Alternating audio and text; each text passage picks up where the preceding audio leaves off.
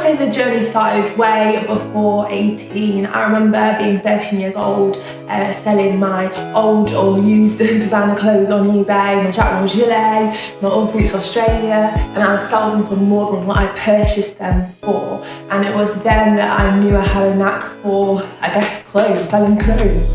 I had an interest for it and I wanted to learn more about it and do it.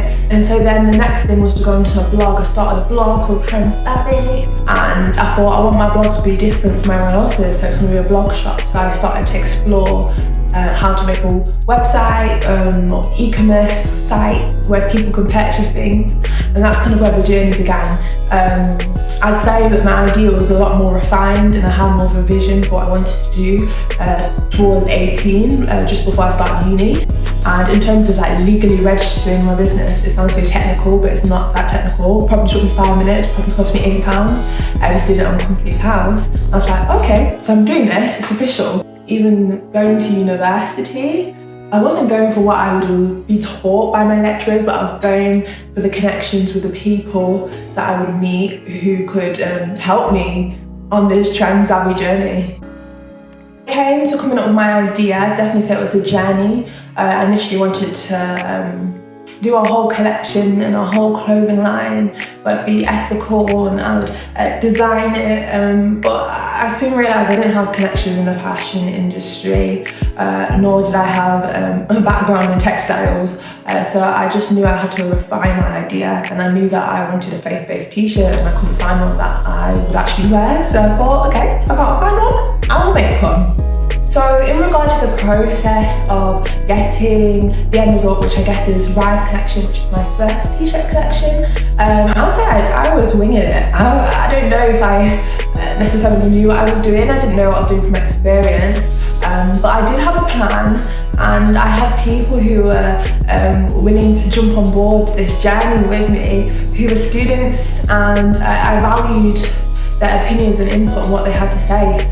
And so I'd say with the process, it kind of just looked like me asking some people like, hey, do you wanna be on my team for Trend Savvy? I've booked a meeting room, will you come at this time?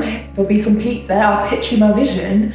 And then eventually doing a shoot, and shout out to Sarah, who's an amazing photographer and one of my dearest friends. Her being a media student enabled her to have access to a professional photo studio, and she also had the gifting and the talent to be able to take amazing photographs. So that was that, and then also I was quite lucky being in university to have access to models, I guess, like students, just people, you know, like me and you, and just ask them and they were willing to jump on board.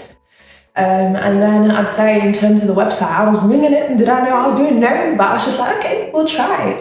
I'd already done the blog shop prior, so I think the experience from that was really helpful. And then I'd say in terms of promotion, I wish I did a better job, because I just put it on Instagram, Facebook, and hope for the best, not knowing that there needed to be a strategy or scheduling that went into that. And I'd say in terms of growing it, the thing that I probably found and seemed to be more helpful, which at the time wasn't a big thing, was the whole influencer thing.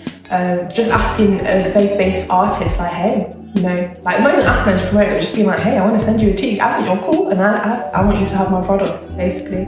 And them sharing it has helped me to grow with it. It's not to the place that I want it to be, but at the same time too, I don't think it will ever be at the place I want it to be, but I think there's growth there. So I always think it's so good to be able to learn from other people's mistakes, and I definitely have a few. I'll tell you a little story and a little thing I wish I knew. And I remember being 18 years old, really hopeful, quite naive, and like I said, I had this vision, like faith-based clothing, streetwear is a thing. And I approached a streetwear company, and I was just like, hey, like, can you just tell me about like how you guys are doing it? And they offered me an amazing opportunity, and they were just like, yeah, like here's our printer, and you know what, you can sell your product in our shop, and you can also sell your product on our website. And so I thought, that is brilliant. That is 3 different avenues and platforms where, you know, I can display my product.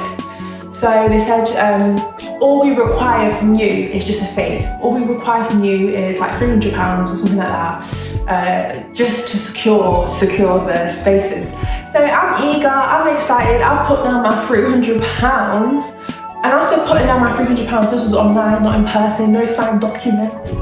I called them, nothing. I messaged them, nothing. Till today, guys, I have never seen that £300, and my product wasn't displayed in the shop, nor was it displayed on the website.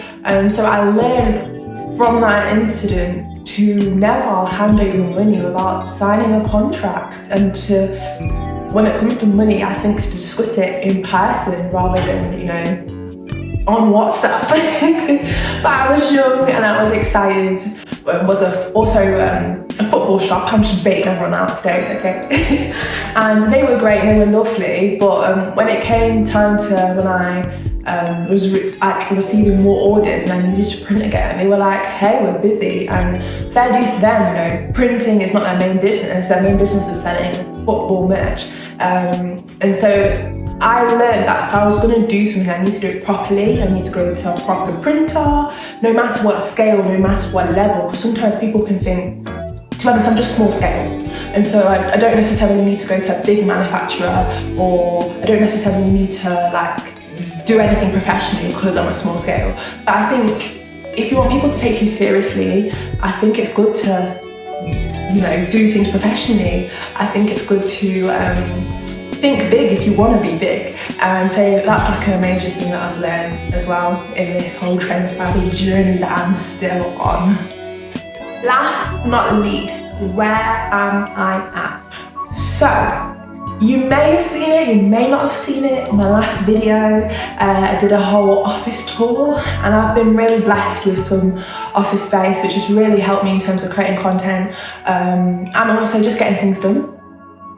Also, a little secret, we are working on another collection, we thank the Lord.